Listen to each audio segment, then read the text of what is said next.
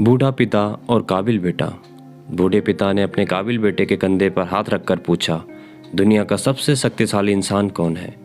बेटे का जवाब सुनकर पिता की आंखें छल छला आई, क्योंकि पिता को किसी और जवाब की उम्मीद थी। इसके बाद क्या हुआ? एक पिता ने अपने बेटे की बहुत अच्छी तरह से परवरिश की, उसे अच्छी तरह से पढ़ाया लिखाया और एक सफल इंसान बनाया। इसी के बल पर बेटा एक कंपनी में बड़ा अधिकारी बन गया। हजारों लोग उसके अधीन काम करने लगे।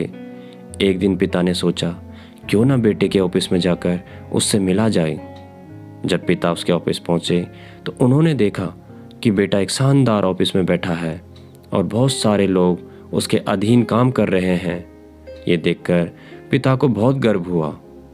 पिता अपने बेटे के चैम्बर में गए और पीछे जाकर उसके कंधे पर हाथ रखकर खड़े हो गए। इसके बाद पिता ने अपने बेटे से पूछा, इस दुनिया का सबसे शक्तिशाली इंसान कौन है? बेटे ने पिता को बड़े प्यार से हंसते हुए कहा, मेरे अलावा कौन हो सकता है पिताजी? पिता को इस जवाब की आशा नहीं थी।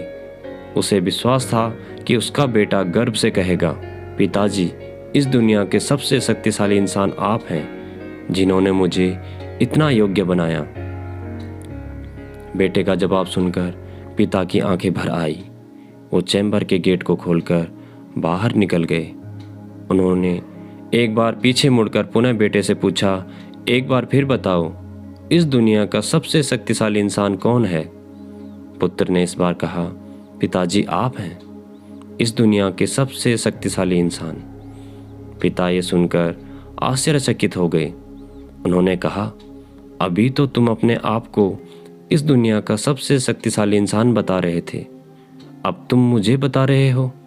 बेटे ने हंसते हुए उन्हें अपने सामने बिठाते हुए कहा, पिताजी, उस समय आपका हाथ मेरे कंधे पर था। जिस पुत्र के कंधे पर पिता का हाथ हो वह तो दुनिया का सबसे शक्तिशाली इंसान ही होगा ना।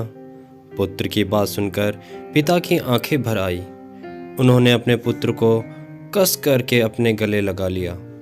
सच है, जिसके कंधे पर या सिर पर पिता का हाथ हो वह इस दुनिया का सबसे शक्तिशाली इंसान होता है। हर पिता चाहता है कि वो अपनी संतान को अच्छे से अच्छी शिक्षा प्रदान करे ताकि वो भविष्य में कुछ बन सके। बदलते समय में देखने में आता है कि काबिल होने पर संतान ही अपने पेरेंट्स के साथ ठीक से व्यवहार नहीं करती, बल्कि अपमानित भी करती है।